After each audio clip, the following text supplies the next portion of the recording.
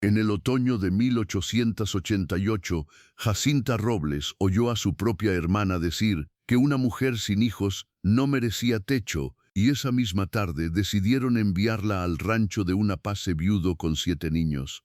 Lo que ella no sabía era que en Barranco Rojo la esperaba una verdad capaz de cambiarlo todo. Era el otoño de 1888 cuando Jacinta Robles cosía de noche junto a una lámpara de petróleo que apenas vencía la oscuridad de su cuarto. La aguja subía y bajaba entre sus dedos con una obediencia antigua, como si aquel pequeño metal conociera mejor que nadie el destino de esa mujer de 27 años, delgada, silenciosa y ya demasiado acostumbrada a remendar lo que otros rompían. En San Lorenzo del Valle, todos sabían quién era Jacinta. No la llamaban por su nombre con cariño, la llamaban la costurera, la estéril, la mujer que no pudo cumplir, y aunque nadie se lo decía siempre a la cara, bastaba ver cómo bajaban la voz cuando ella cruzaba la plaza para entender que su herida ya no le pertenecía solo a ella. El pueblo entero se la había apropiado. Su casa estaba pegada al corral de su hermana mayor, Tomasa, una mujer robusta, madre de 5 hijos, de voz fuerte y manos rápidas para el juicio. Desde que Jacinta había vuelto a la casa paterna 2 años atrás, después de un matrimonio breve y humillante, Tomasa se había encargado de recordarle cada semana que una mujer sin marido y sin hijos era un peso muerto en cualquier familia decente. No lo decía gritando, lo decía peor, con esa calma filosa de quien cree estar pronunciando verdades inevitables. Aquella noche, mientras Jacinta terminaba el dobladillo de un vestido de bautizo que otra mujer usaría para presentar a su cuarto hijo ante la iglesia, escuchó las risas en el patio vecino. Eran Tomasa y 2 comadres. Hablaban alto, sin molestarse en cerrar la puerta, como si quisieran que cada palabra atravesara la pared de adobe y se clavara justo donde más dolía. Una mujer puede ser fea, pobre o tonta, dijo una de ellas con una carcajada corta, pero si da hijos, siempre encuentra quien la aguante. Tomasa respondió enseguida, exactamente, lo peor es cuando ni para eso sirven. Ahí sí que Dios nos libre de tener una carga así en la casa. Las 3 soltaron una risa baja, satisfecha, y Jacinta no dejó de coser. No levantó la cabeza, no lloró. Había aprendido a defenderse de la crueldad con una quietud que desde fuera parecía resignación, pero no lo era. Era cansancio. Era el cansancio de una mujer a la que habían revisado, diagnosticado y condenado sin permitirle siquiera conservar el pudor. 2 años antes, su esposo, Evaristo Salcedo, la había llevado con un médico de Durango porque después de 4 años de matrimonio no había llegado ningún embarazo. Jacinta recordaba todavía el olor a alcohol, las manos frías del doctor, el tono práctico con que habló del cuerpo de ella como si estuviera examinando una yegua enferma. Recordaba aún más la cara de Evaristo cuando escuchó la sentencia. Difícilmente podrá concebir. No preguntó si había tratamiento, no preguntó si había esperanza, solo apretó la mandíbula y a la mañana siguiente comenzó a mirarla como si lo hubiera engañado desde el principio. Lo que vino después no fue un escándalo, fue algo más triste, una retirada lenta del afecto. Primero dejó de hablarle con ternura, luego empezó a dormir dándole la espalda. Más tarde permitió que su madre insinuara durante la comida que habían escogido mal esposa para su hijo, y al final, una tarde de lluvia, la devolvió a la casa de su padre con un baúl pequeño, su máquina de coser de pedal, y una frase que la persiguió desde entonces como un eco infame. No puede darme hijos. ¿Para qué quiero una mujer a medias? Su padre, don Hilario Robles, aún vivía entonces, pero la vergüenza lo había envejecido antes de tiempo.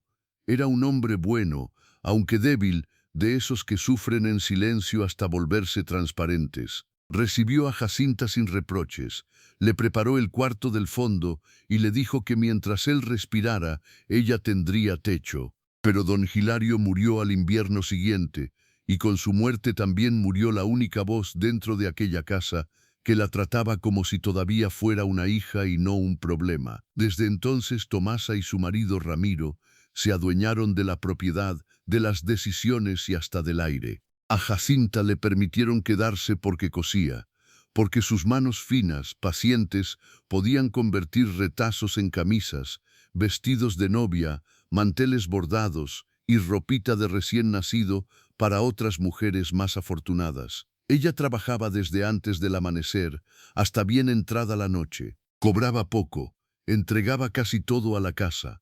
Y aún así, cada plato que ponían frente a ella parecía servido con reproche. A la mañana siguiente de aquella conversación en el patio, Jacinta llevó un encargo a la hacienda de los Valdivia, una de las familias más ricas del valle. El camino estaba cubierto de polvo amarillo y el viento arrastraba hojas secas contra sus faldas oscuras. Llevaba el vestido envuelto en una sábana limpia y caminaba con esa postura recta que había conservado a pesar de todo, como si su cuerpo se negara a inclinarse ante el juicio ajeno, aunque el alma llevara años doblándose. En la cocina de la hacienda la recibió doña Úrsula Valdivia, una mujer estrecha de labios y ancha de soberbia, que revisó la costura con ojos de inspectora militar. Palpó las mangas, volvió el vestido del revés, examinó las puntadas y finalmente asintió con desgana. «Está bien hecho», dijo. «Al menos para eso sí resultó útil». Jacinta guardó silencio.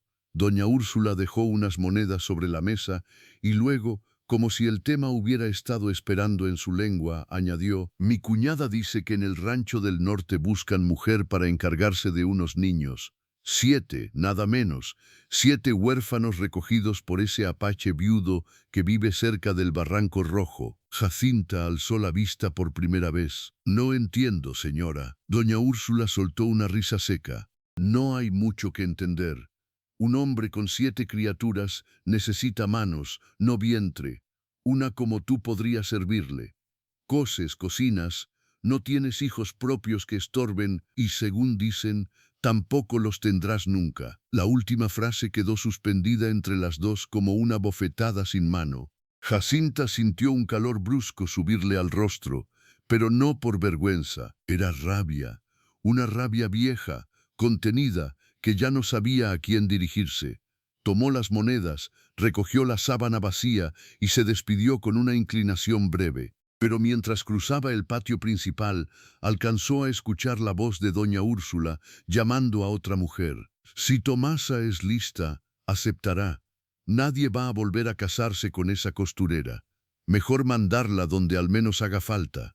Ese mismo mediodía, al regresar a casa, encontró a Tomasa sentada en la mesa junto a Ramiro y al comisario del Valle, don Leandro Ponce. Había café servido y una seriedad espesa en el ambiente. Jacinta lo supo antes de que alguien hablara. Ya habían decidido algo sobre ella. Tomasa fue la primera en abrir la boca. «Siéntate, Jacinta». Ella no se sentó. «Tengo trabajo». Ramiro chasqueó la lengua, molesto por el tono. «No te hagas la orgullosa.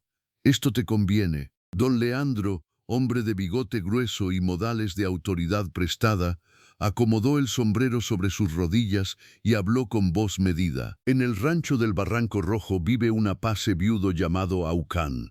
Hace 3 años murieron su mujer y varios parientes por la fiebre. Desde entonces se hizo cargo de 7 niños que le quedaron a la familia. Ninguno es hijo suyo de sangre, pero los cría como si lo fueran. El problema es que el hombre pasa los días enteros trabajando y la casa se le está viniendo encima. Necesita una mujer que sepa llevar un hogar». Jacinta sintió un latido duro en la garganta. «¿Y por qué me lo dicen a mí?» Tomasa soltó el aire por la nariz, impaciente. «Porque te irás tú». Hubo un silencio. Afuera, uno de los niños de Tomasa gritó persiguiendo una gallina. Adentro, el mundo de Jacinta pareció encogerse hasta quedar del tamaño de una aguja. «No», dijo. Nadie había esperado una negativa tan rápida. Ramiro se inclinó hacia adelante. «No es una invitación». «No», repitió ella, ahora más firme. «No me iré con un desconocido». Tomasa golpeó la mesa con la palma. «¿Y qué pretendes? ¿Seguir aquí eternamente cosiendo bautizos ajenos y comiendo de esta casa? Ya bastante hemos hecho por ti». Jacinta la miró por fin de frente. «Todo lo que como lo pago con mis manos». «Tus manos no alcanzan», cortó Tomasa. «Y tu presencia tampoco ayuda. La gente habla. Dicen que esta casa está maldita desde que volvistes. Dicen que traes desgracia. Don Leandro intervino antes de que la discusión estallara. El acuerdo ya está adelantado. El hombre aceptó recibirte. Tendrías techo, comida y protección. Y tú harías lo que sabes hacer. Coser, cocinar, cuidar niños. No parece mal destino para una mujer sola. La palabra cayó con todo su peso. No viuda, no abandonada, no herida, sola, como si ese fuera el verdadero delito. Jacinta apretó la sábana entre los dedos hasta arrugarla. Y si me niego, Tomasa la sostuvo con una frialdad que dolía más que un grito. Entonces te vas de aquí mañana mismo y te llevas tu máquina, pero no esperes que nadie en el valle te dé techo. Ya bastante claro quedó lo que eres y lo que no puedes dar. No puede darme hijos. La frase regresó, cruel, completa, en boca de otra persona. Y lo peor no fue escucharla. Lo peor fue comprender en ese instante que habían construido su destino alrededor de esa ausencia, como si toda su vida pudiera resumirse en una sola falla del cuerpo. Jacinta no respondió. Dio media vuelta y caminó hacia su cuarto con pasos serenos, pero por dentro algo empezaba a resquebrajarse. No sabía aún qué haría, solo sabía que aquella conversación no era el final de una discusión doméstica. Era el comienzo de un despojo. Y lo que ella todavía no sabía era que, en el Barranco Rojo, el hombre al que todos nombraban con temor no había pedido una sirvienta, ni una esposa, ni una mujer estéril a la que el pueblo quisiera quitarse de encima. Había pedido otra cosa, algo que nadie en esa casa se había molestado en entender. Jacinta cerró la puerta de su cuarto con un cuidado extraño, como si temiera que hasta la madera pudiera quebrarse bajo el peso de lo que acababa de escuchar. Se quedó de pie junto a la cama angosta, mirando la máquina de coser de pedal que su padre había comprado a plazos cuando ella cumplió 18 años. Era el único objeto de la habitación que parecía verdaderamente suyo. El baúl al pie del catre había pertenecido a su madre. La silla estaba coja desde hacía años. El espejo pequeño colgado junto a la ventana devolvía una imagen cansada, gastada por la luz pobre de la tarde. Pero aquella máquina negra, con sus dibujos dorados ya medio borrados por el uso, seguía siendo una promesa antigua, la de una vida que alguna vez pudo haber sido distinta. Apoyó ambas manos sobre la mesa y bajó la cabeza. Quiso llorar, quiso permitirse al menos eso, pero las lágrimas no llegaron. Había un punto en el dolor, lo sabía bien, en que el alma ya no se desbordaba, solo se endurecía. Afuera, Tomasa seguía hablando con el comisario. Jacinta alcanzaba a escuchar fragmentos sueltos a través del muro de adobe. Mañana al amanecer, la carreta puede pasar por ella. Si el Apache pone objeciones, no las pondrá. Ya di mi palabra, siempre la palabra de otros. Siempre decisiones tomadas sobre su vida como si ella no fuera más que un bulto que se entrega, una deuda que se mueve de una casa a otra. Fue entonces cuando su mirada cayó sobre un pequeño costurero de madera. Dentro guardaba agujas, carretes, botones y, bajo todo eso, una cinta azul desteñida. La había llevado en el cabello el día de su boda. Jacinta la tomó entre los dedos y durante un instante regresó a aquella mañana de junio en que todavía creía que el mundo podía abrirse para ella. Había llegado al altar temblando de ilusión, no porque amara locamente a Evaristo, sino porque había pensado que con él tendría una vida decente, una casa propia, quizá hijos, quizá tardes tranquilas en un patio donde nadie le hablara con desprecio. Había sido una joven modesta, pero no triste. Aún sabía reír entonces. Aún no caminaba como quien pide perdón por ocupar espacio. Recordó también la noche en que su marido dejó de tocarla. Fue después de la segunda visita al médico. Él se sentó en el borde de la cama, se quitó las botas sin mirarla y dijo con esa voz seca que usaba cuando algo ya estaba decidido dentro de él: «Mi madre tiene razón. Una casa sin hijos se enfría». Jacinta había intentado responder, decir que podían seguir intentando, que quizá el doctor se equivocaba, que Dios a veces tardaba, pero Evaristo no quiso escuchar. Desde aquella noche empezó a tratarla como si estuviera de paso, como si la mujer que compartía su mesa no fuera más que una sombra incómoda. La cinta azul se le escapó de las manos y cayó sobre la colcha. Jacinta volvió al presente con una claridad dolorosa. Allí no quedaba nada por salvar, ni en esa casa, ni en ese valle que la había convertido en sinónimo de falta. Si Tomasa cumplía su amenaza, al amanecer estaría en la calle, y si aceptaba ir al Barranco Rojo, lo haría como quien acepta un destierro. Pero incluso dentro de esa certeza amarga había una pregunta que no dejaba de arderle. ¿Por qué un hombre como Aucán había aceptado recibirla? No sabía casi nada de él. Lo poco que circulaba por San Lorenzo del Valle eran historias dichas a media voz, siempre cargadas de ese miedo que la gente siente por lo que no comprende, que era Apache, que vivía lejos de todos en un rancho de piedra levantado junto al barranco, que apenas bajaba al pueblo y cuando lo hacía compraba lo necesario sin entretenerse con nadie, que no bebía, que no discutía, que no sonreía, que había enterrado a su mujer y a media familia durante la fiebre del 85, que desde entonces se había quedado con 7 niños, 2 sobrinos, 3 hijos de un primo, una niña huérfana recogida en el camino y un pequeño que ni siquiera hablaba desde que vio morir a su madre. 7 niños. Jacinta se sentó por fin en el borde de la cama. La idea la golpeó con una fuerza extraña. 7 criaturas en una casa perdida junto al barranco. 7 voces, 7 hambres, 7 cuerpos que vestir, curar, alimentar, dormir, y un hombre solo sosteniéndolo todo con sus manos. No era un hogar lo que describían, era una herida abierta. A la hora de la cena no salió de su cuarto. Tomasa tampoco fue a llamarla. Le dejaron, como a una criada enferma, un plato de frijoles fríos junto a la puerta. Jacinta lo comió sin ganas, sentada en el suelo, mientras el sol se apagaba detrás de las tapias y la casa entraba en ese silencio denso que antecede a las decisiones irrevocables. Más tarde, cuando ya la oscuridad había cubierto el patio, alguien golpeó 2 veces, muy suave.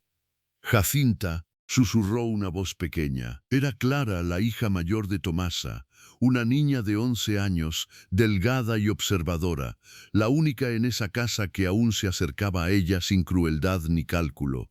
Jacinta abrió y la encontró con un vaso de leche tibia en las manos. «Te la traje antes de que mi madre la viera», dijo la niña, entrando de puntillas. «Dice que mañana te vas». Jacinta cerró la puerta y le acarició el cabello. «Eso parece». Clara la miró con esos ojos grandes que todavía no habían aprendido del todo a mentir. «¿No quieres ir?» La pregunta era sencilla. La respuesta no. «No sé», admitió Jacinta después de un momento. «A veces una no quiere irse, pero tampoco puede quedarse». Clara bajó la vista al vaso. «Dicen que ese hombre da miedo». Jacinta sonrió apenas, una sonrisa cansada. «La gente dice muchas cosas».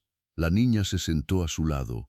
«Mi padre dice que es un salvaje, pero yo una vez lo vi en el mercado. Traía en brazos a un niño dormido. Lo cargaba con mucho cuidado. Aquella imagen tan simple hizo que algo se moviera dentro de Jacinta. No era alivio, tampoco esperanza. Era curiosidad. Y la curiosidad, después de tanto tiempo de vivir bajo humillación, se parecía demasiado a una puerta entreabierta. «¿Y qué más viste?», preguntó. Clara frunció el ceño, buscando en su memoria. «Que pagó el doble por unas botas pequeñas porque el zapatero dijo que eran para invierno y el niño no podía esperar, y que no dejó que nadie tocara al niño mientras él hablaba, como si tuviera miedo de que lo despertaran». Jacinta guardó silencio. La niña levantó la cabeza de nuevo. «Si te trata mal, puedes volver conmigo». Fue una frase tan ingenua, tan desarmada, que por fin las lágrimas llegaron, no en un llanto grande, sino en 2 líneas silenciosas que bajaron despacio por sus mejillas. Clara se asustó. «No llores, tía». Jacinta la abrazó con cuidado. «No lloro por miedo, corazón. Lloro porque todavía existen personas buenas». Clara se quedó un rato más y después se fue, no sin antes dejarle escondidos 2 panecillos dentro del costurero. Cuando la puerta volvió a cerrarse, Jacinta se sentó frente a la ventana abierta. Desde allí podía ver una franja del cielo negro y limpio salpicado de estrellas. Su padre solía decir que las noches más silenciosas eran las que traían cambios grandes. Ella nunca había sabido si eso era consuelo o advertencia. Pasó largo rato sin moverse hasta que escuchó pasos en el corredor. No eran los de Tomasa, eran más lentos, arrastrados. Ramiro, la puerta se abrió sin que él pidiera permiso. ¿Aún estás despierta? Jacinta no respondió. Ramiro, hombre de hombros anchos y barriga temprana, se quedó mirándola con esa mezcla de superioridad y fastidio que ella conocía demasiado bien. «No pongas las cosas difíciles mañana», dijo. «Ya bastante vergüenza has traído a esta casa». Ella giró apenas la cabeza. «La vergüenza no la traje yo». Ramiro entrecerró los ojos. «No empieces, no estoy empezando nada, solo digo la verdad». Él dio un paso adentro. «La verdad es que mi mujer te ha mantenido por 2 años. Tu mujer me ha cobrado cada plato con humillación. Y aún así has comido». Jacinta se puso de pie. Era más baja que él, más frágil en apariencia, pero en ese instante algo en su postura cambió. Ya no estaba encorvada por la costumbre del agravio. Había una firmeza nueva, nacida quizá del cansancio final. «Jacinta, sos ojos somnollos don Tozu. Pero no vuelvas a entrar en este cuarto para recordarme lo que ya sé». Ramiro soltó una risa áspera. «¿Crees que allá estarás mejor? No te hagas ilusiones. Ese hombre no te recibe por bondad. Te recibe porque le haces falta, como a un animal de trabajo. Y cuando ya no sirvas, te dejará igual que el otro». Las palabras fueron crueles, pero no nuevas. Lo nuevo fue que esta vez no lograron partirla. Jacinta lo miró con una serenidad que a él pareció irritarlo más que cualquier llanto. «Tal vez», dijo ella, «pero al menos lejos de aquí no tendré que escuchar tu voz todos los días». Ramiro se quedó inmóvil un segundo. Después masculló una grosería y salió dando un portazo. Jacinta tardó un momento en volver a respirar con normalidad. Se sentó otra vez, pero ahora el cuarto ya no le parecía una celda conocida, le parecía un lugar que estaba a punto de dejar atrás, y esa idea, en lugar de asfixiarla, le dio una calma rara, casi culpable. Antes de acostarse preparó un pequeño atado, 2 vestidos oscuros, un chal de lana, la Biblia de su madre. El costurero, la cinta azul no quiso llevarla, la dejó dentro del cajón, como se dejan las cosas que pertenecen a una mujer que una ya no es. Luego cubrió la máquina de coser con una tela y se quedó mirándola. No podía cargarla sola.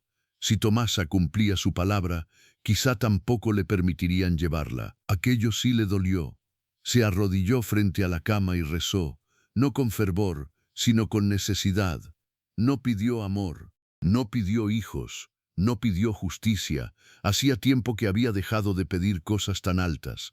Solo pidió una señal mínima, no endurecerse del todo. Aún no había amanecido cuando la despertó el rechinar de ruedas en el patio. La carreta. Jacinta se incorporó de golpe. El aire estaba helado. Afuera, el cielo tenía ese color gris azulado de las madrugadas del norte. Se vistió rápido, se trenzó el cabello con manos torpes y tomó su atado. Cuando abrió la puerta, Tomasa ya la esperaba en el corredor, cubierta con un rebozo oscuro. «Date prisa», dijo sin saludo.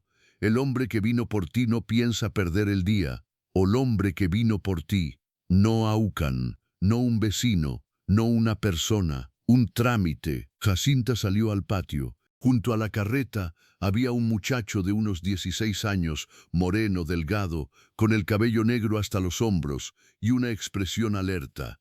Llevaba ropa sencilla de trabajo y sostenía las riendas de 2 mulas pacientemente.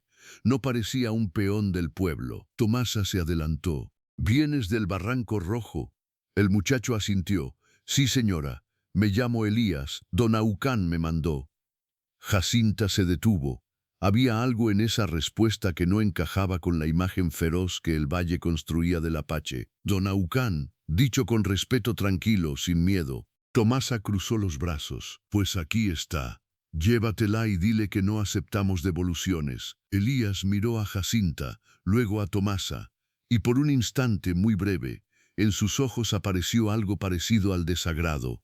pero no discutió. Solo se acercó a Jacinta y con una cortesía inesperada tomó su atado. «Es todo lo suyo», ella vaciló. «Falta mi máquina de coser». Tomasa intervino enseguida. «Esa se queda. La pagó mi padre y ahora pertenece a la casa». Jacinta sintió una punzada limpia, profunda. «La máquina era mía». Corrigió Tomasa. «Y ahora no».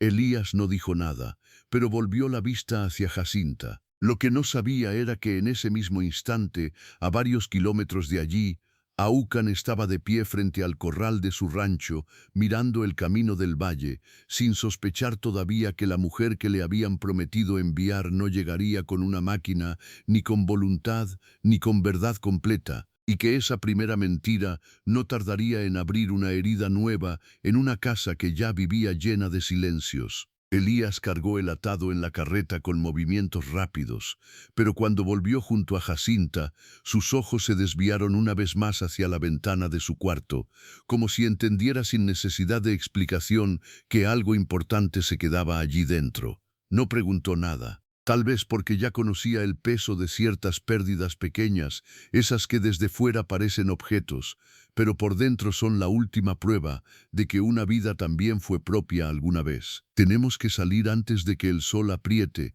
dijo con suavidad. Jacinta asintió. Subió a la carreta sin ayuda, no por orgullo, sino porque intuía que si alguien la tocaba en ese momento, aunque fuera con buena intención, terminaría rompiéndose delante de todos. Tomasa se quedó inmóvil en el corredor. No hubo abrazo, no hubo bendición. No hubo siquiera esa hipocresía mínima con la que algunas familias disimulan su crueldad al despedir a los que expulsan. Solo una frase seca, dicha mientras se ajustaba el rebozo: «Que sepas servir al menos allá».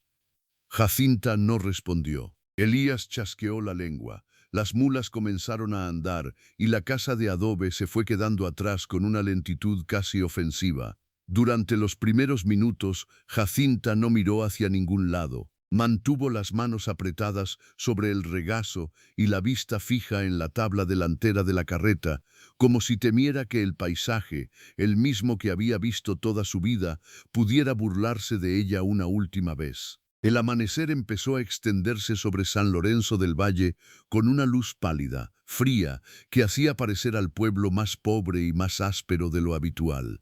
Pasaron frente a la capilla, aún cerrada, frente a la herrería, donde un perro flaco dormía enroscado sobre ceniza tibia, frente al pozo comunal, donde dos mujeres madrugadoras ya llenaban cántaros y se quedaron mirando la carreta con esa curiosidad insaciable que solo tienen los pueblos pequeños cuando presienten desgracia ajena. Jacinta reconoció una de las caras. Era Rosalba Mena, la comadre que meses atrás había dicho en la plaza que la esterilidad se notaba hasta en la manera de caminar. La mujer abrió la boca para preguntar algo, pero Elías asusó a las mulas y la carreta siguió sin detenerse. Solo cuando dejaron atrás las últimas casas, Jacinta exhaló de verdad. «No hace falta que tenga miedo de hablar», dijo Elías al cabo de un rato. «Don Aucan no es como dicen aquí». Jacinta tardó unos segundos en responder. «No tengo miedo de hablar». El muchacho sonrió apenas, sin insolencia. «Entonces está enojada». Ella lo miró por primera vez con atención. Tendría 16, quizá 17 años. No era apache de sangre completa, o al menos eso le pareció. Sus rasgos mezclaban algo indígena con algo mestizo, como si perteneciera a dos orillas sin terminar de ser de ninguna. Tenía una cicatriz delgada en la barbilla y una seriedad poco común para su edad. «¿Y eso también se nota tanto?», preguntó ella. «Sí, señora». La palabra señora le sonó extraña. Hacía mucho que nadie la pronunciaba sin sarcasmo. «No me diga así», murmuró. «Me llamo Jacinta». Elías asintió. «Yo llegué al rancho hace 2 años», dijo después. «Aucan me encontró medio muerto en el camino de Santa Inés. Tenía fiebre y una pierna rota. Nadie me quiso recibir porque pensaron que traía peste. Él sí». Jacinta guardó silencio. «No habla mucho», continuó el muchacho, como si sintiera la necesidad de preparar el terreno antes de llegar. «Y cuando se enoja, se le nota en los ojos antes que en la voz, pero nunca levanta la mano, nunca. Los niños le temen cuando guarda silencio, aunque no porque sea cruel. Es que cuando se queda callado parece que está escuchando cosas que los demás no oímos. Aquella descripción no se parecía a la imagen de salvaje que el valle repetía con tanta facilidad. Jacinta se acomodó el chal sobre los hombros. ¿Los 7 niños son suyos? No todos. Solo una niña lo llama padre desde siempre. Los demás, bueno, algunos son sobrinos, otros quedaron solos después de la fiebre. El más pequeño ni siquiera recuerda a su madre. Y la mayor, Inés, cree que ya es mujer y discute como si mandara en todo el barranco. Jacinta no pudo evitar una pregunta. ¿Qué edad tiene? 12. Pero habla como de 30. Elías soltó una risa breve y por primera vez desde que salieron, algo parecido a una sonrisa rozó la boca de Jacinta. Fue un gesto tan pequeño que casi no existió, pero el muchacho lo vio y se dio por satisfecho. El camino empezó a volverse más áspero a medida que avanzaban hacia el norte. Dejaron atrás las tierras bajas del valle y comenzaron a internarse en una zona donde el polvo era más rojo, las piedras más filosas y el viento arrastraba un olor seco a mezquite y tierra calentada desde siglos. A lo lejos se levantaban lomas desnudas, abiertas aquí y allá por barrancos profundos, donde la sombra parecía durar más tiempo que en el resto del mundo. A media mañana hicieron una parada junto a un arroyo delgado, casi escondido entre sauces torcidos. Elías bajó de la carreta, dio agua a las mulas y luego sacó de una alforja un pedazo de queso, tortillas envueltas en tela y una pequeña calabaza con café de olla ya frío. «Coma algo», dijo. Jacinta dudó. «No tengo hambre». Elías la miró sin insistir demasiado. En el barranco rojo no les gusta recibir gente desmayada. Aquello, dicho con una seriedad casi burlona, la obligó a aceptar una tortilla. Comió despacio, mirando el agua correr entre las piedras. Después de unos minutos preguntó, sin volver el rostro, «¿Él pidió una mujer?» Elías tardó en contestar. «Pidió ayuda». «No es lo mismo». «No». El muchacho se sentó sobre una roca, arrancó una brizna seca del suelo y la partió entre los dedos. Hace 3 meses bajó al pueblo, porque el niño más chico se enfermó. Necesitaba vendas, jabón, algunas telas, harina. En la tienda de los Valdivia alguien le preguntó por qué no buscaba esposa de una vez, y él dijo que no andaba buscando esposa, que bastante tenía con sacar adelante la casa. Pero también dijo que los niños necesitaban orden, ropa remendada, una mujer que supiera escuchar cuando se enferman o sueñan cosas feas. Supongo que de ahí salió todo lo demás. Jacinta sintió un nudo raro en el pecho. No era alivio, tampoco decepción. Era algo más complejo, la sospecha de que, otra vez, habían hablado por ella y también por él. «Osidos no me pidió a mí». «No», admitió Elías. «Pero cuando el comisario fue al rancho y habló de usted, él no se negó». «¿Qué le dijeron?» Elías vaciló apenas. Que era una mujer sola, que sabía coser, cocinar y llevar una casa, que no tenía marido ni hijos y por eso mismo podría empezar de nuevo sin ataduras. Jacinta soltó una risa baja, amarga. «Sin ataduras», qué manera tan bonita de decirlo. Elías bajó la mirada. Sabía, por experiencia, cuando un silencio merecía respeto. No volvieron a hablar hasta que reanudaron la marcha. Poco después del mediodía el paisaje cambió del todo. El camino se estrechó entre paredes bajas de roca rojiza. Había cactus altos, matorrales espinosos y aves oscuras girando en círculos sobre el cielo inmenso. El calor parecía subir desde la tierra en oleadas lentas. Jacinta se secó el sudor de la nuca y empezó a sentir el cansancio del viaje en la espalda y en las piernas, pero no se quejó. Había pasado años enteros soportando cosas peores sin una sola palabra. Sin embargo, algo dentro de ella se tensó cuando Elías señaló hacia el frente. «Ya casi llegamos». Desde donde estaban se veía un descenso pedregoso que desembocaba en una especie de explanada natural protegida por el barranco. Y allí, entre algunos álamos y corrales de madera fuerte, apareció el rancho. No era una choza perdida ni una cabaña miserable, como tantos en el pueblo insinuaban. Era una casa larga de piedra clara y vigas oscuras, con techo firme, un porche ancho y humo saliendo por una chimenea lateral. Más allá había un gallinero, 2 corrales, un pequeño huerto cercado y un cobertizo donde colgaban pieles limpias y herramientas ordenadas. No era riqueza, era trabajo. Trabajo duro, constante, hecho por manos que no desperdiciaban nada. Lo primero que Jacinta oyó no fueron voces de adultos, sino un estrépito de pasos pequeños. 4 niños salieron corriendo desde detrás de la casa al ver la carreta. Uno llevaba una gallina bajo el brazo, otro venía descalzo. Una niña de trenzas torcidas gritó algo que Jacinta no entendió y enseguida apareció una muchacha mayor, flaca, morena, con una falda remendada y expresión de fastidio prematuro. Les dije que no corrieran cuando llega gente, reprendió, aunque ella misma se había acercado casi igual de deprisa. Elías sonrió. Esa es Inés. Los niños se quedaron inmóviles a unos pasos de la carreta, observando a Jacinta con esa mezcla de curiosidad y cautela que solo tienen los que ya perdieron demasiado pronto la costumbre de confiar. La más pequeña, una niña de ojos enormes y vestido verde desteñido, se escondió detrás de Inés, asomando apenas media cara. Entonces él apareció. Aucán salió del cobertizo con una silla pequeña de madera en una mano y un martillo en la otra. Debía de ser más alto de lo que Jacinta había imaginado. Ancho de hombros, moreno, con el cabello negro atado atrás por una tira de cuero. Llevaba camisa sencilla arremangada hasta los antebrazos y pantalones de trabajo cubiertos de polvo. Tenía el rostro marcado por el sol y una quietud extraña en la manera de detenerse, como si incluso al quedarse inmóvil siguiera sosteniendo el peso de algo.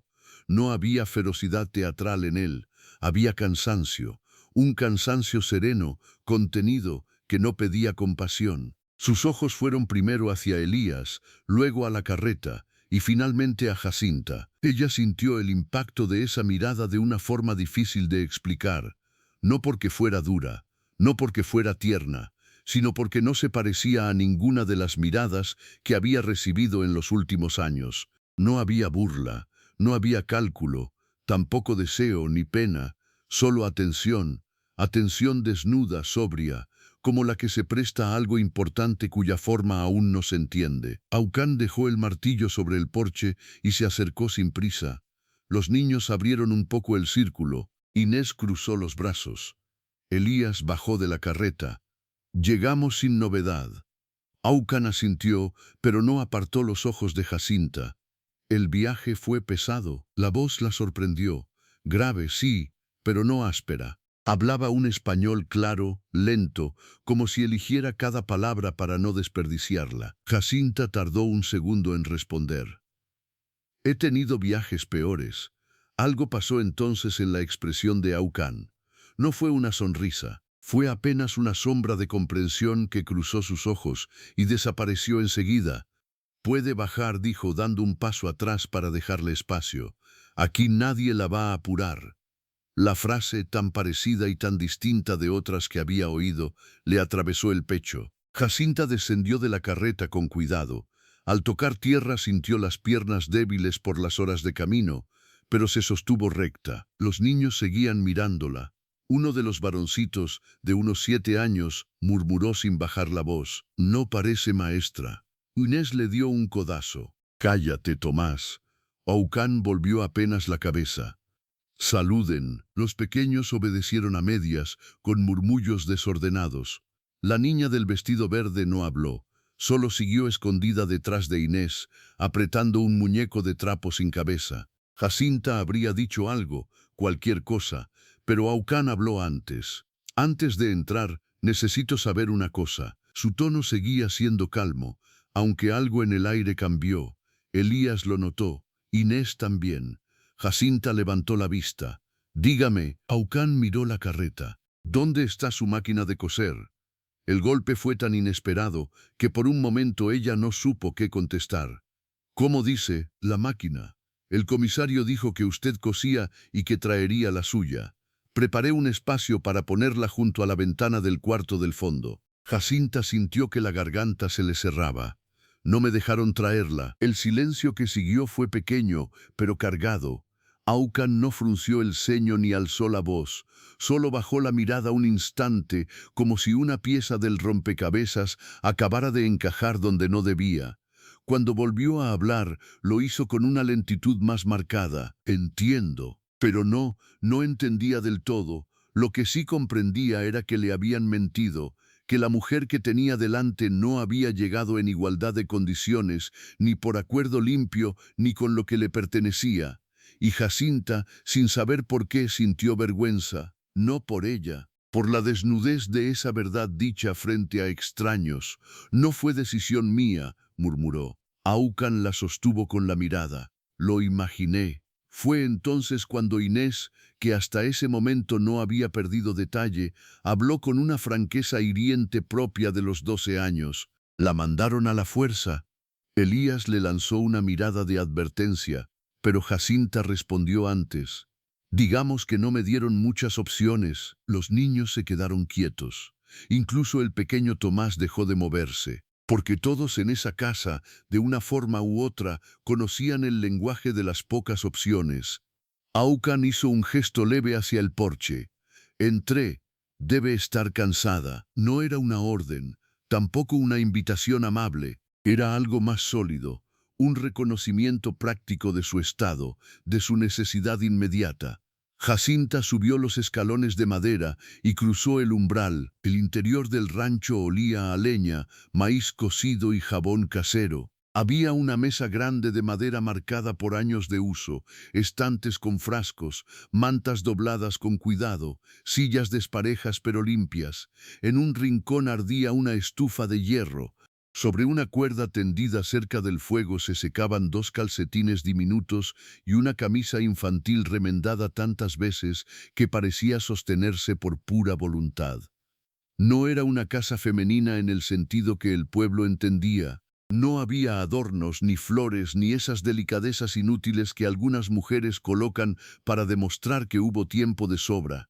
Pero había orden, un orden trabajado a fuerza de necesidad.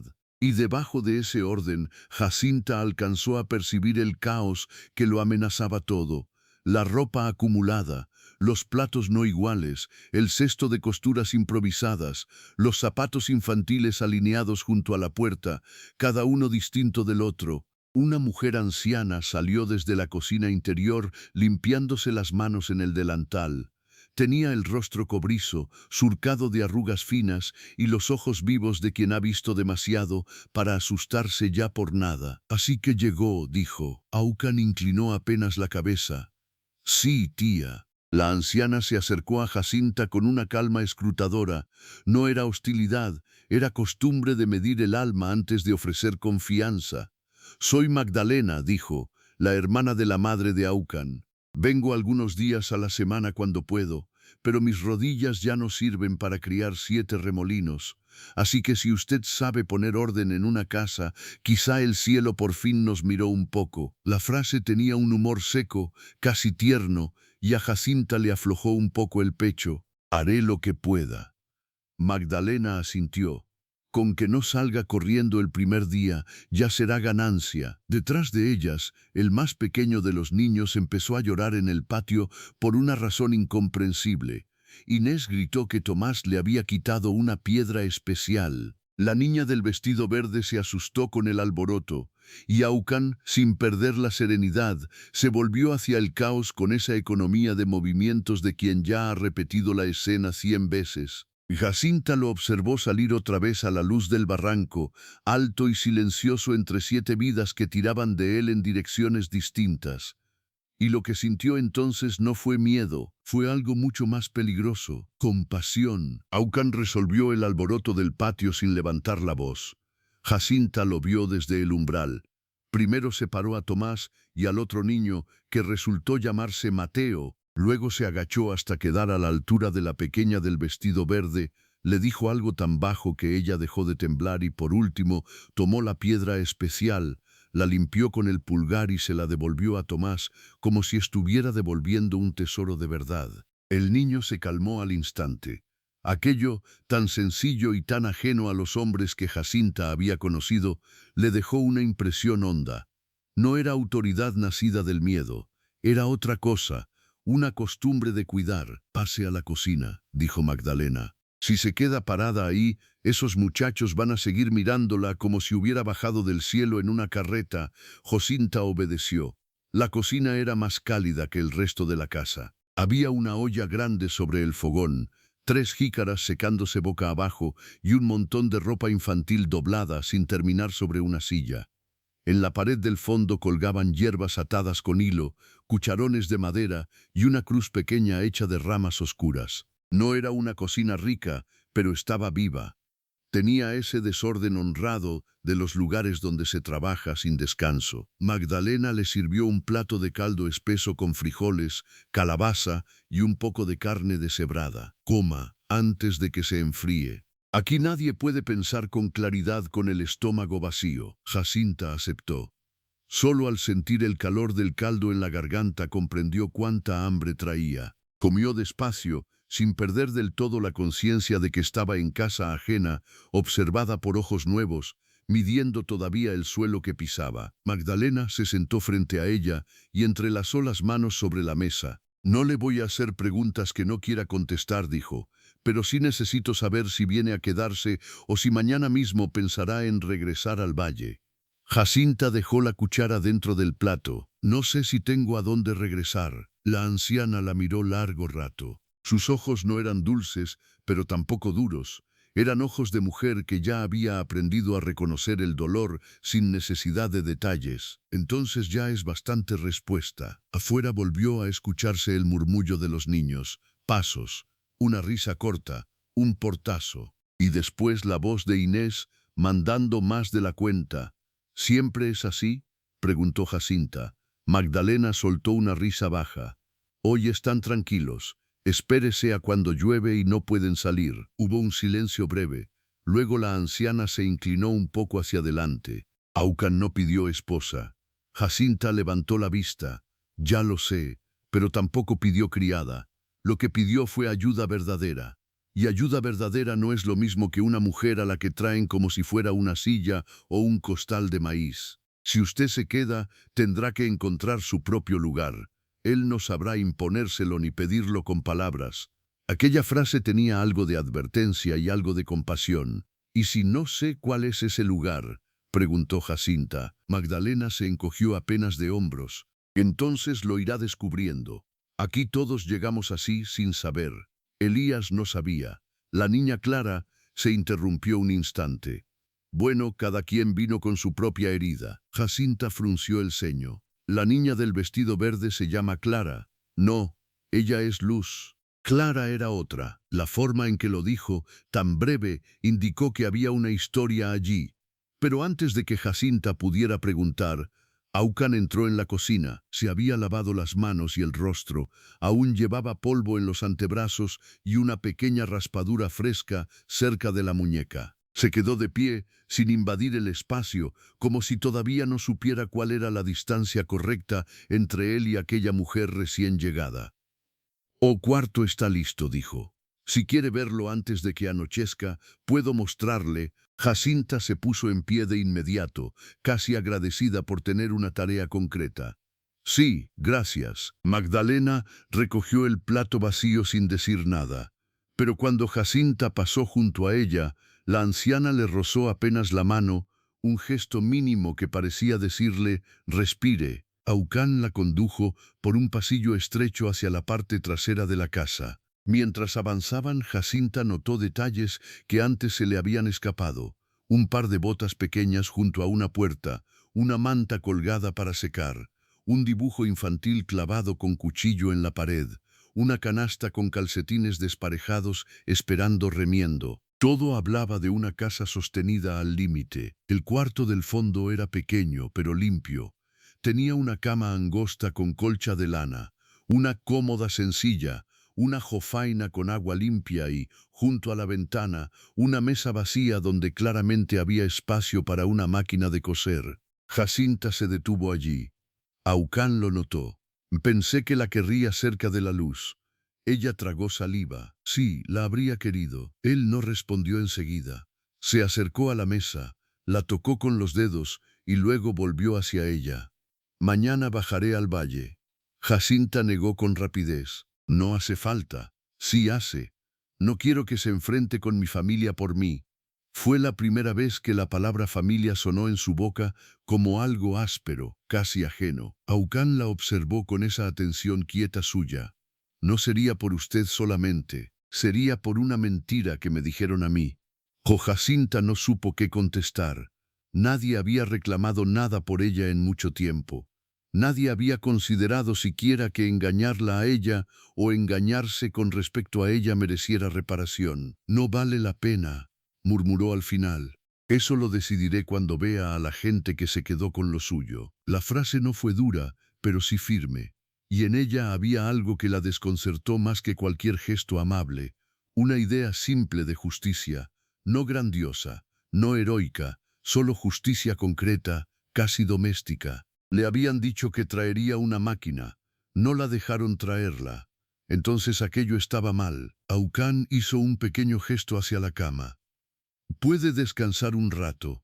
Cenamos cuando oscurezca. Si necesita algo, Magdalena o yo estaremos en la cocina. Antes de salir se detuvo en el umbral. Y Jacinta, ella lo miró. Aquí nadie va a obligarla a hablar de lo que no quiera. Luego se fue. Jacinta se quedó sola en el cuarto, oyendo cómo sus pasos se alejaban por el pasillo. Se sentó despacio en el borde de la cama y apoyó las manos sobre la colcha. El cansancio del viaje, la tensión del día y esa extraña sucesión de pequeños respetos empezaron a pesarle más que la humillación de la mañana. Era como si su cuerpo no supiera qué hacer con un lugar donde nadie la trataba como carga, pero tampoco fingía recibirla con un afecto falso. Se levantó y abrió el pequeño atado. Sacó sus dos vestidos, el chal, la Biblia de su madre y el costurero. Colocó la Biblia en la cómoda, dobló la ropa y por un impulso que ni ella misma entendió, dejó el costurero sobre la mesa vacía, justo donde habría estado la máquina. El hueco se volvió entonces todavía más visible, más doloroso, como una ausencia sentada a la luz. No logró dormir. Se recostó apenas unos minutos, pero la casa tenía sonidos nuevos y cada uno la mantenía alerta. Una carrera breve en el corredor, una tos infantil, un cubo arrastrado, el viento golpeando una contraventana. Al final se incorporó y volvió a la cocina guiada por el olor a tortillas recién hechas. Allí encontró a Inés sola, de pie sobre un banco, alcanzando un frasco del estante más alto. «¿Te vas a caer?», dijo Jacinta sin pensarlo. La muchacha giró con rapidez. Tenía el cabello negro recogido en una trenza apretada y unos ojos oscuros demasiado serios para sus 12 años. «No me caigo nunca, eso dicen todos antes de caer». Inés bajó del banco con el frasco en brazos. «Tú eres la mujer nueva». Jacinta estuvo a punto de sonreír por la brutal sencillez de la frase. «Sí», la niña la examinó sin disimulo. «No pareces débil, no sabía que debía parecer algo». Inés dejó el frasco sobre la mesa. Los del pueblo dijeron que vendría una señora callada, de manos finas, que seguramente se asustaría de todo. Jacinta miró las manos de la niña, pequeñas, ya ásperas en los nudillos, con una quemadura vieja cerca del pulgar. «Tengo manos finas», dijo alzando las suyas. «Lo demás todavía está por verse». Por primera vez, Inés sonrió apenas. Tomás dijo que olías a jabón bueno. La observación fue tan inesperada que Jacinta soltó una risa breve. «Supongo que eso es mejor que oler a gallinero». «Depende del día», replicó Inés con total seriedad. La puerta se abrió y entraron Tomás y Mateo peleando por una cuchara de palo. Detrás venía Luz arrastrando su muñeco de trapo. Al ver a Jacinta, los tres se quedaron quietos. «Ella no muerde», dijo Inés con impaciencia. «No sabemos», contestó Tomás. Mateo, algo menor y más desconfiado, se escondió a medias detrás del marco. Jacinta se agachó hasta quedar más cerca de ellos. «Yo tampoco sé si ustedes muerden». Tomás soltó una carcajada y se acercó 2 pasos. Tendría 7 años, pecoso de polvo, con una energía desordenada que parecía reventarle por las costuras. «Yo no muerdo, pero Mateo sí cuando se enoja». «Mentira», protestó el otro sin salir del escondite. Luz no dijo nada. Miraba a Jacinta con los ojos muy abiertos, abrazada a su muñeco sin cabeza. ¿Y tú? Preguntó Jacinta con suavidad. La niña apretó más fuerte el trapo. Ella casi no habla con extraños, intervino Inés. Y menos si vienen del valle. La aclaración cayó con más peso del que parecía. Jacinta entendió entonces que no bastaba con ser mujer para entrar aquí como refugio. También traía encima el olor, la lengua y quizá la culpa de un mundo que les había hecho daño. Aucán apareció con un balde de agua en la mano. Detrás de él venían otros dos niños mayores, un muchachito delgado de unos 10 años llamado Daniel y una niña de trenzas gruesas, Alma, que cargaba leña menuda contra el pecho. Durante la cena, Jacinta apenas habló. Escuchó nombres, observó costumbres, midió ritmos. Los niños se sentaban según un orden que nadie explicó, pero todos conocían. Aucán partía el pan y lo repartía empezando por los más pequeños. Magdalena corregía a Tomás cada vez que sorbía demasiado fuerte. Inés vigilaba a Luz con el rabillo del ojo mientras fingía desentenderse de todo. Daniel comía rápido, como si temiera que alguien pudiera quitarle el plato. Alma era la única que le sonreía a Jacinta de vez en cuando con una timidez serena. Nadie le preguntó nada incómodo, ni por su marido, ni por su familia, ni por qué estaba allí. Y esa ausencia de curiosidad hiriente le permitió, poco a poco, bajar los hombros. Después de cenar, cuando los más pequeños ya cabeceaban de sueño, Jacinta ayudó a recoger la mesa casi por reflejo. Magdalena la dejó hacer. Inés secaba platos. Alma barría migas del suelo. Aucán salió con Tomás a buscar algo al porche y regresó con el niño medio dormido sobre un hombro. La escena le apretó algo en el pecho. Tomás, que despierto era puro ruido, descansaba ahora entregado, la mejilla aplastada contra la camisa de Aucán. Él lo sostenía con una mano ancha en la espalda, sin esfuerzo aparente, mientras con la otra abría la puerta del cuarto de los niños. No era un gesto extraordinario. Precisamente por eso dolía tanto mirarlo, porque Jacinta había pasado años enteros viviendo entre hombres para quienes el cuidado era siempre tarea ajena. Cuando por fin quedó sola en su cuarto, la noche ya había cerrado del todo sobre el barranco. Se desvistió despacio, se sentó a soltar la trenza y dejó que el silencio la envolviera. No era el silencio cruel de la casa de Tomasa. Aquí tenía otra textura. Se oía el viento, sí, pero también la respiración lejana de la casa. Una tabla que crujía, una tos infantil apagada, el roce de pasos lentos en el pasillo. Un silencio habitado. Estaba a punto de acostarse cuando escuchó un llanto. No era fuerte. Era ese llanto contenido de los niños que aprendieron demasiado pronto a no molestar. Jacinta abrió la puerta con cuidado. El sonido venía del cuarto de los pequeños. Dudó apenas un instante. Luego avanzó. La puerta estaba entornada. Dentro la luz de una lámpara muy baja dibujaba bultos dormidos bajo mantas distintas. Aucán estaba sentado en el borde de una camita, inclinado sobre Luz, que lloraba en silencio con el muñeco apretado contra el pecho. «No quiero soñar otra vez», susurraba ella. Aucán le apartó el cabello de la frente. «Mírame». La niña obedeció. «Estás aquí». Ella asintió temblando. «¿Dónde está aquí?» «En la casa». «¿Y quién está en la casa?» Luz tragó saliva. «Tú, Inés, Alma, Tomás, todos. Entonces duerme. Yo sigo aquí». Jacinta se quedó quieta en el umbral, sin hacer ruido. Aucán levantó la vista y la vio. No pareció molesto, solo cansado. «Perdone», murmuró ella. Escuché, él hizo un gesto leve con la cabeza, como diciendo que no era necesario explicarse. Luz, al verla, escondió media cara en la manta. Media cara en la manta. Media cara en la manta. Susurró. Media cara en la manta. Media cara en la manta. Media cara en la manta. La pregunta cayó en la habitación como una piedra en agua quieta. Jacinta sintió que algo se le contraía por dentro. Aucán no respondió por ella. No prometió lo que no podía saber, solo la miró. Y fue en ese instante, frente a una niña que temía dormirse por si al despertar faltaba otra persona más, cuando Jacinta comprendió que su verdadera prueba no sería el barranco, ni Aucán, ni siquiera la memoria de su humillación. Su verdadera prueba sería esta casa llena de heridas pequeñas que aún respiraban. Se acercó despacio hasta la cama de Luz. «Esta noche no», dijo con voz baja. «Esta noche sigo aquí». La niña la observó unos segundos, como si tratara de decidir cuánto podía creer en una frase tan sencilla.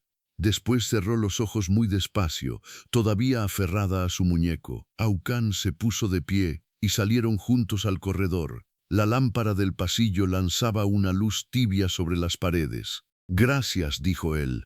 Jacinta negó. «No hice nada. A veces quedarse es bastante». Se miraron apenas un segundo, y en esa mirada no hubo promesa, ni cercanía indebida, ni nada que pudiera nombrarse todavía. Solo un reconocimiento silencioso entre dos personas cansadas que, por primera vez en mucho tiempo, no se sintieron del todo solas bajo el mismo techo. Pero lo que Jacinta aún no sabía era que al amanecer, cuando Aucán bajara al valle por la máquina de coser, no solo encontraría la puerta cerrada de la casa de Tomasa, encontraría algo peor, una mentira nueva, más vieja y más cruel, que explicaría por qué la habían enviado con tanta prisa al Barranco Rojo. El amanecer llegó envuelto en un frío limpio que bajaba desde las paredes del barranco y se quedaba tendido sobre los corrales como una manta de vidrio.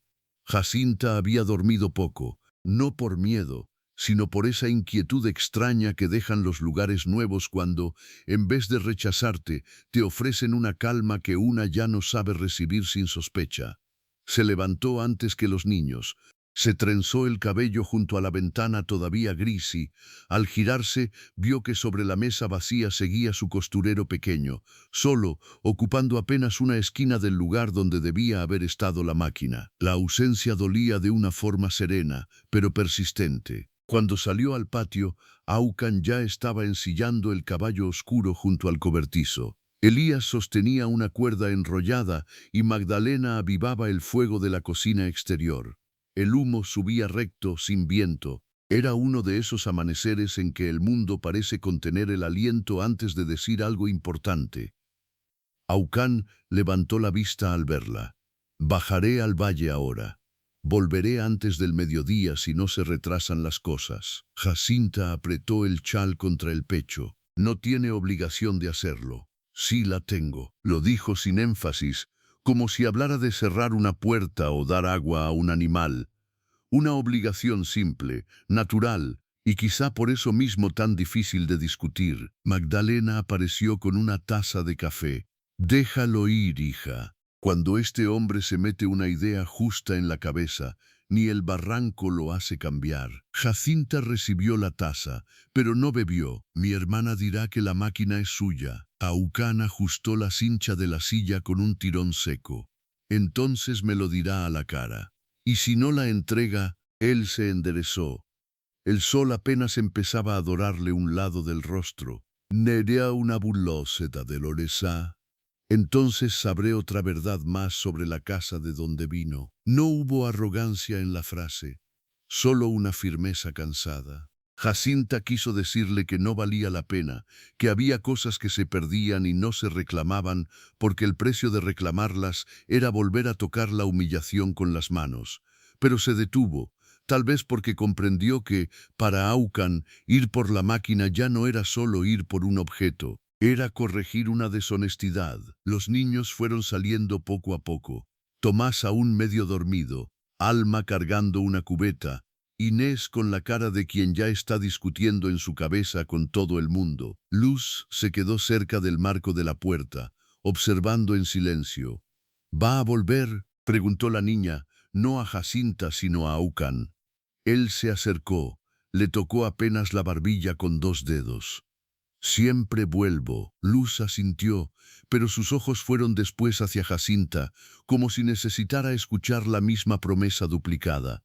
Jacinta no dijo nada, solo le acomodó el cuello del vestido. La niña aceptó el gesto sin apartarse. Aucán montó y salió del barranco con el caballo al trote firme. El eco de los cascos tardó un poco en apagarse entre las rocas. Cuando por fin desapareció, la casa pareció quedarse más desnuda, como si una de sus vigas principales hubiera salido por unas horas. Magdalena no perdió tiempo. Bien, hoy veremos si esas manos finas sirven también para sostener una mañana entera. Y la mañana, en efecto, no dio tregua. Hubo ropa que lavar, maíz que moler, un calcetín perdido que Tomás juraba haberse tragado el perro, una olla que empezó a hervir demasiado pronto y un berrinche de Mateo porque Inés no lo dejó usar un cuchillo solo para mirar.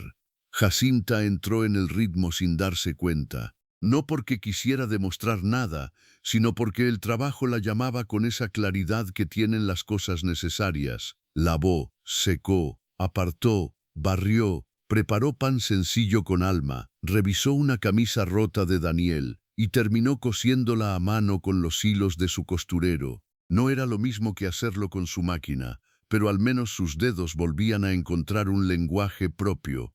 Fue a media mañana cuando llegaron los problemas de verdad. Un caballo subió por el sendero del barranco demasiado rápido para ser visita amistosa. Inés fue la primera en verlo. «Viene alguien del valle». Magdalena salió al porche apoyándose en el marco.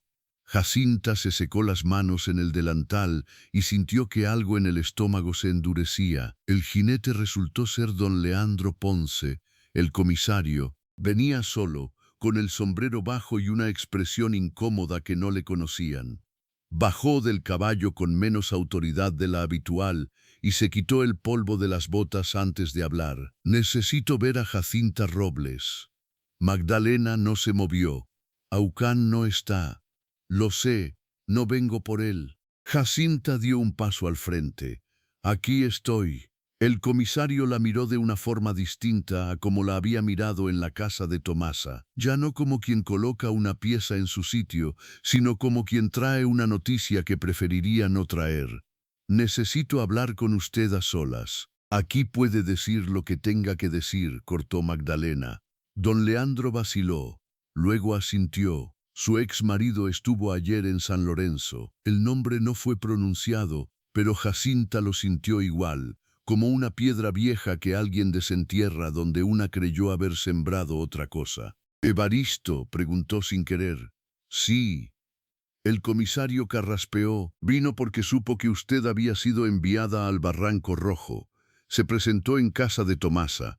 Hubo discusión, y en medio de esa discusión salió a la luz algo que debió saberse hace años». Jacinta notó que Alma se había quedado quieta detrás de la puerta. Inés fingía mirar al corral, pero escuchaba cada palabra.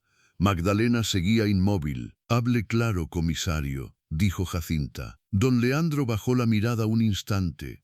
«El médico de Durango no dijo que usted no pudiera concebir. Dijo que no encontraba causa definitiva y recomendó revisar también a su esposo. Su suegra pagó para que en el informe final solo quedara la parte que la perjudicaba a usted.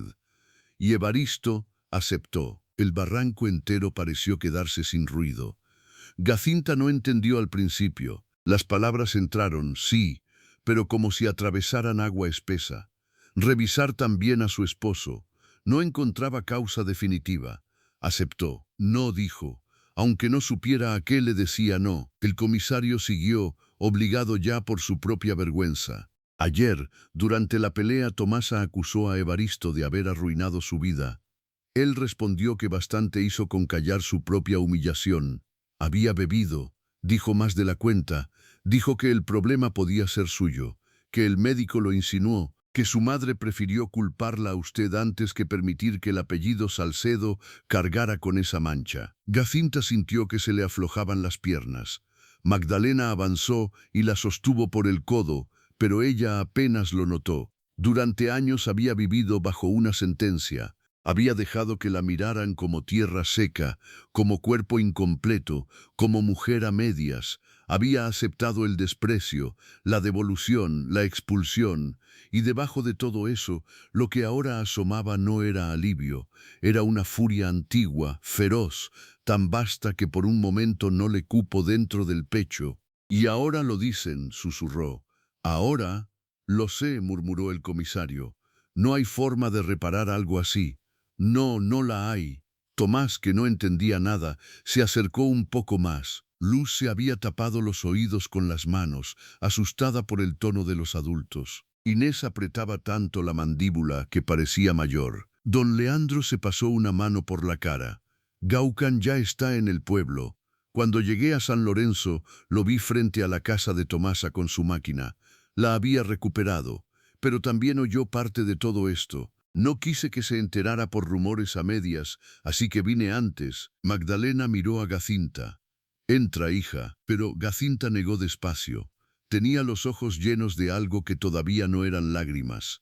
No, quiero esperarlo aquí. El comisario dejó entonces otra noticia, más seca aún. Tomasa trató de impedir que se llevara la máquina. Dijo que usted no pensaba volver, que en esa casa no había sitio para mujeres estériles ni para vergüenzas viejas.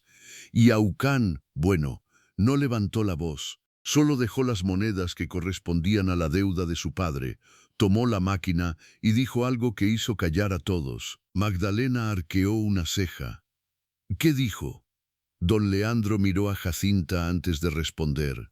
Dijo, la vergüenza no era ella. La vergüenza era lo que ustedes hicieron con ella. Nadie habló después de eso, ni siquiera el viento. El comisario se marchó poco después, no sin antes quitarse el sombrero ante Jacinta, un gesto tardío y torpe, pero sincero. Cuando el sonido de su caballo se perdió cuesta abajo, la casa quedó suspendida en un silencio distinto, más hondo que el de la noche anterior. Jacinta entró al cuarto del fondo como quien camina dentro de un sueño ajeno. Cerró la puerta, se sentó frente a la mesa vacía, miró el costurero, miró la luz. Y entonces sí lloró. No fue un llanto bonito ni sereno. Fue un llanto áspero, quebrado, de años enteros saliendo por fin sin permiso.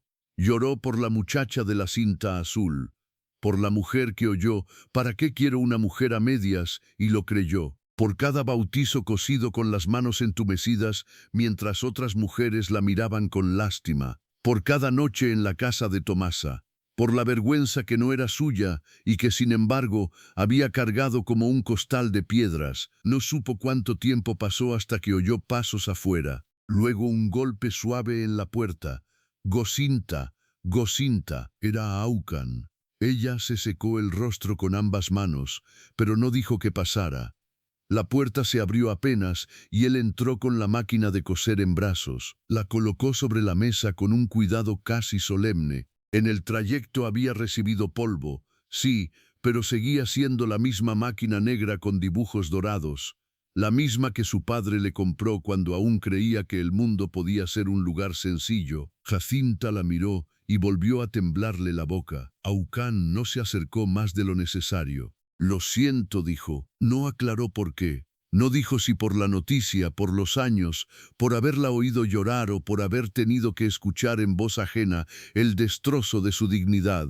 Y quizá por eso mismo la frase fue más verdadera. Jacinta apoyó la palma sobre la máquina. Yo viví como si fuera cierto. Lo sé, no me dejaron creerlo. Sí, no había consuelo fácil en él. No intentaba borrar el daño con palabras redondas. Solo estaba allí, sosteniendo la verdad sin apartar la mirada. Ella alzó por fin los ojos. Por eso me trajeron tan deprisa, porque temían que se supiera. Aucán asintió una sola vez. Tomasa quería sacarla de en medio antes de que el valle hablara de otra cosa. En esa casa no la expulsaron por estéril. La expulsaron por recordarles una mentira. Jacinta soltó el aire con un sonido roto. No sé qué hacer con esto. Aucán miró la ventana, luego la máquina, luego a ella. No tiene que hacer nada hoy. La sencillez de la respuesta la desarmó más que cualquier discurso. Afuera se oían voces pequeñas, Magdalena ordenando, Tomás preguntando si ya podía entrar. La vida seguía, obstinada, alrededor de una verdad que acababa de partir dos tiempos en la vida de Jacinta, el de antes y el de ahora. Él se volvió hacia la puerta, dispuesto a dejarla sola si eso necesitaba. Pero antes de salir, ella habló. Aucán se detuvo. Gracias por traerla. Él miró la máquina. No traje solo eso. No añadió nada más. No hacía falta. Esa tarde, cuando el sol empezó a bajar sobre el barranco rojo, Jacinta se sentó por primera vez ante su máquina en aquella casa. Los niños entraban y salían, fingiendo buscar cosas para poder verla. Alma fue la primera en acercarse del todo. ¿De verdad canta?, preguntó. ¿Quién? La máquina. Tomás dice que las máquinas de coser cantan. Jacinta pasó una mano por el hierro oscuro. No cantan, pero a veces acompañan. Puso el pie en el pedal. La rueda giró. El sonido llenó el cuarto con una música antigua, humilde, exacta, y algo cambió en la casa. Tomás apareció en la puerta, Mateo detrás. Luz se acercó sin darse cuenta hasta quedar muy cerca de la falda de Jacinta. Incluso Inés se quedó apoyada en el marco, callada por primera vez en todo el día. Era solo una máquina. Y sin embargo, en aquel sonido había regreso, había pertenencia, había una mujer retomando con sus propias manos la parte de sí misma que otros intentaron robarle. Esa noche cenaron juntos. No hablaron demasiado de lo ocurrido. Magdalena, sabia, dejó que el pan, el caldo y la costumbre hicieran su trabajo. Los niños se fueron durmiendo uno a uno. Elías arregló una bisagra.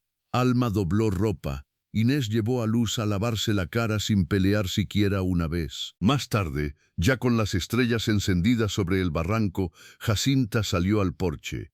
Aucán estaba sentado en el escalón más bajo, afilando una navaja con movimientos lentos. Ella se quedó de pie un momento, sin saber si interrumpía. Él alzó la vista. «¿No puede dormir?», Jacinta negó. «Todavía no». Se sentó a cierta distancia. El aire olía a tierra fría y a leña apagándose.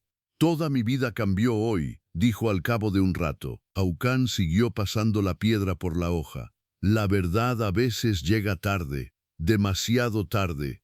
Sí, ella miró el horizonte negro del barranco, y sin embargo, no siento ganas de volver atrás, ni siquiera si pudiera.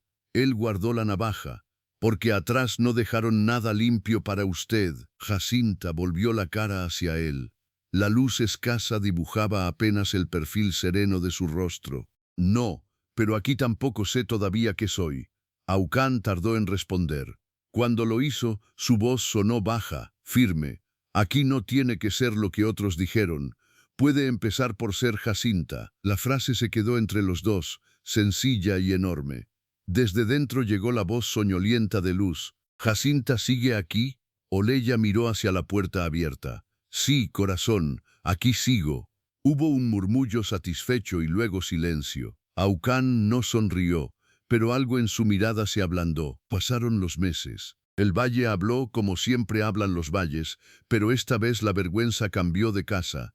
Tomasa dejó de mirar a los ojos en la plaza. Evaristo se marchó hacia el sur, y en el barranco rojo, la máquina de coser volvió a cantar cada mañana junto a la ventana del cuarto del fondo. Jacinta remendó ropa, cosió mantas, transformó retazos en camisas y sin saber cuándo ocurrió exactamente, empezó a transformar también la casa. No con órdenes, con presencia, con esa paciencia firme que nace en quienes han sufrido y aún así no se vuelven crueles. Luz dejó de preguntar cada noche si ella seguiría allí. Tomás aprendió a no esconder agujas en los bolsillos. Inés comenzó a consultarle cosas pequeñas que fingía decidir sola. Alma se pegaba a su costado cuando amasaban pan. Y Aucán, el hombre que no pidió esposa ni criada, descubrió por primera vez en muchos años que el silencio de su casa ya no pesaba igual. No hubo prisa entre ellos, no hubo promesas dichas antes de tiempo. Primero fue respeto, luego costumbre. Más tarde, una confianza tan honda que ya no necesitaba explicarse. Y una noche de invierno, cuando el viento golpeaba fuerte las contraventanas y los niños dormían apiñados por el frío, Aucán dejó junto a la máquina un pequeño cajón de madera hecho por sus manos. «Para los hilos», dijo. Jacinta lo abrió. Dentro, grabada con cuidado torpe pero firme, había una sola palabra: hogar. Hogar. Entonces ella entendió que no hacía falta que el amor llegara con grandes declaraciones para ser verdadero. A veces llegaba así, como una máquina recuperada, como una silla acercada al fuego, como una niña que por fin duerme sin miedo, como un hombre silencioso que un día te mira y decide que la injusticia hecha contra ti también le concierne. Y en eso quizá estaba la verdadera reparación. No en demostrar al valle quién había mentido, no en corregir el pasado, sino en que una mujer humillada durante años pudiera, por fin, sentarse a la luz de una ventana propia y coser su nueva vida con las manos en paz. Si esta historia tocó tu corazón, en Huellas del Desierto encontrarás muchas más almas heridas que descubrieron su verdadero hogar cuando ya lo habían perdido todo. ¿Y tú, en qué momento sentiste que Jacinta dejó de ser una invitada y empezó a convertirse en parte de esa casa?